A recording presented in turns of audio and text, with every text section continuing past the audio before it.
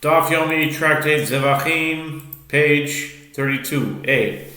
Top of the page, Daf Lamed Beis and Aleph, with the words V'chulan shekiblu et hadam chutz lizmano v'chutz limkomo.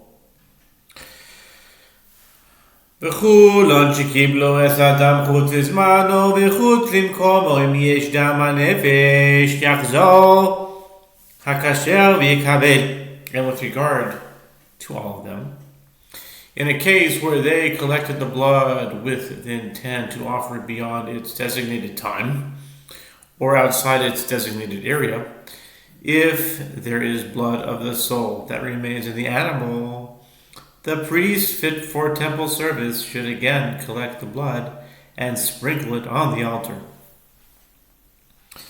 Ki belakasher v'natan pasul yachzir lekasher ki bo mimino v'natan l'smoiloi yachzir l'minoi ki bo b'chli kodesh v'natan l'chli choil yachzir l'chli kodesh nishpach min l'kli al haritzpa v'yasaf kosher.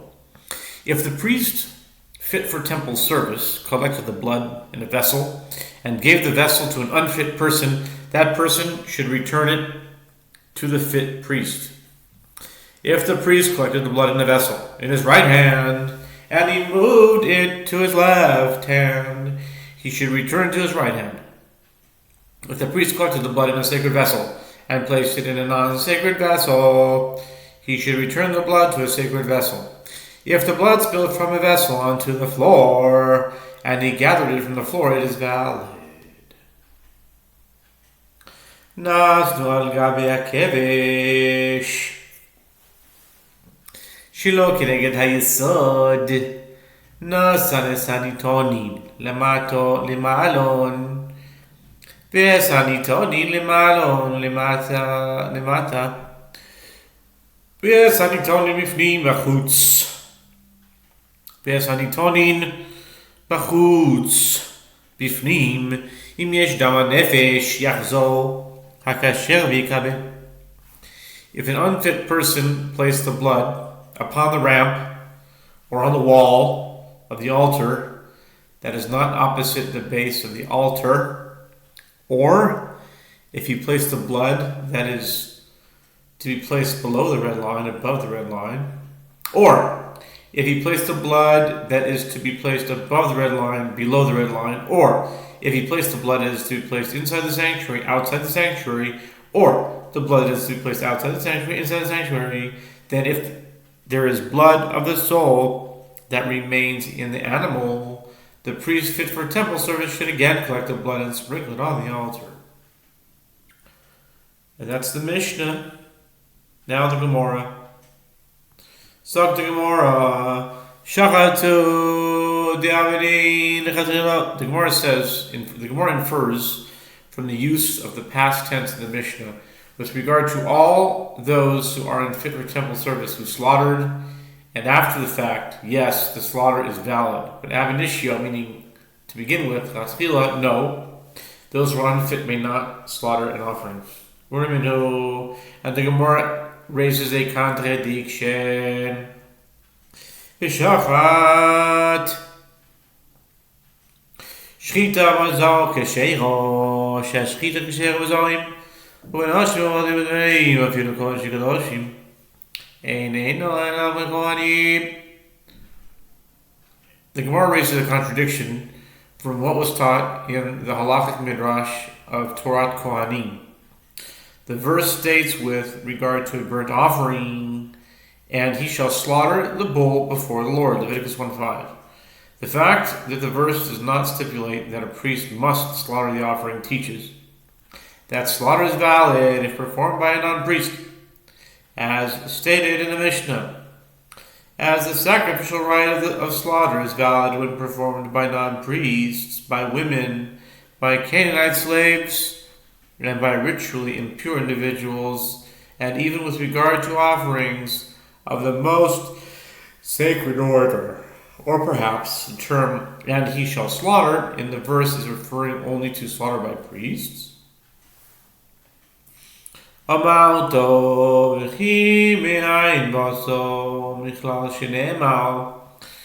ואתה ובניך איתך תשמעו את קורסכם לכל דבר מזבח.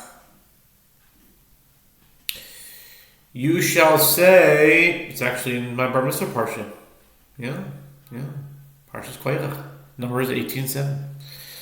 You can say in response, from where did you come to the idea that the verse is referring only to a priest? It is from the fact that it is stated to Aaron, and you and your sons with you shall keep your priesthood in everything that pertains to the altar. Numbers 18:7.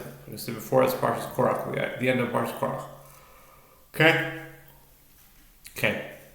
יכול אף השחיתו תעמוד לומר ושחטת בין הבקר לפני השם ויקריבו בגוימה לקבל המלך מצוות הכהונה לימד על השחיתו שהכשר בכל אדם. One might have thought that this is the halacha even in regard to slaughter, that only priests are fit to slaughter an offering. Therefore the verse states, and he shall slaughter the bull before the Lord. And Aaron's sons, the priests, shall present the blood. Leviticus 1:5. From which is inferred that specifically from the collection of the blood and onward it is a mitzvah exclusively of the priesthood. This teaches about the right of slaughter, that it is valid ab initio if performed by any person. This contradicts the inference from the Mishnah that slaughter of any offering by a non-priest is valid only after the fact.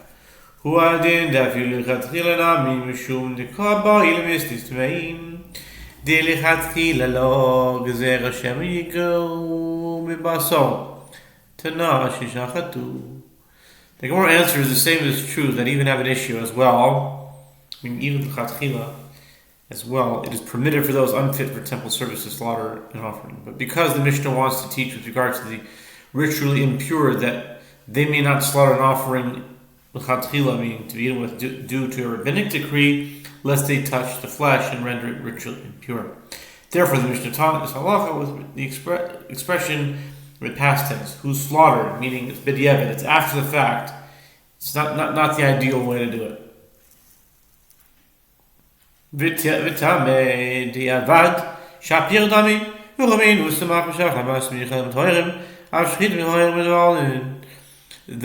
Gemara asks, and in the case of a ritually impure individual who performed the slaughter, is it permitted even after the fact? And one can raise a contradiction from what is taught in the halachic midrash halacha.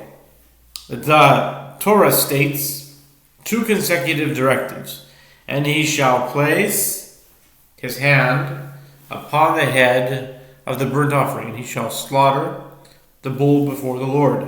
Leviticus 1:4-5. This juxtaposition indicates that both directives are referring to the same individual, which teaches that just as placing hands on the head of an offering may be performed only by ritually pure individuals, so too the slaughter may be performed only by ritually pure individuals. The Gemara answers, by rabbinic law, an impure person is prohibited from slaughtering an offering, lest he touch the flesh of the offering, but by Torah law, the slaughter is valid.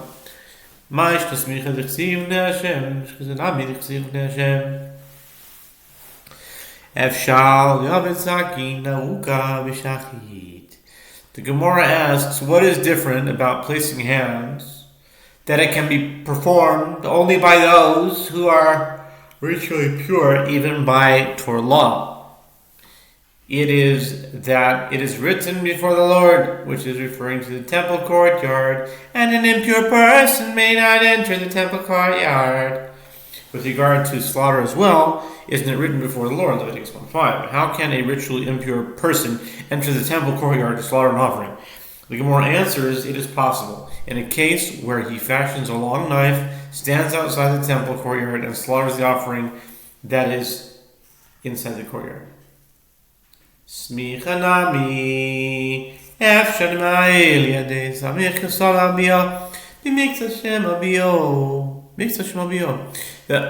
The Gemara asks, with regard to placing hands also, it is possible in a case where he inserts his hands into the temple courtyard and places them on the head of the offering.